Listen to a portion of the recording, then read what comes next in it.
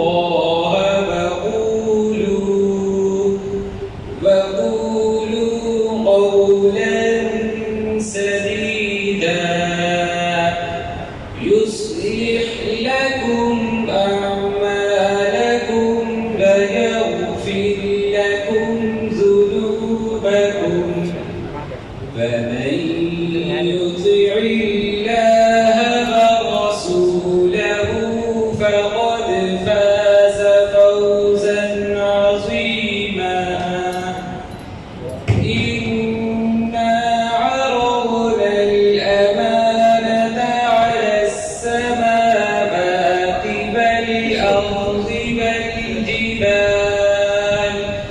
والجبال فأبين أن يحملنها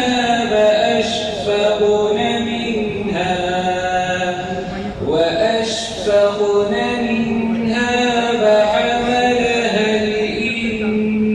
الإنسان إنه كان ظلوما جهولا ليعذب الله المنافقين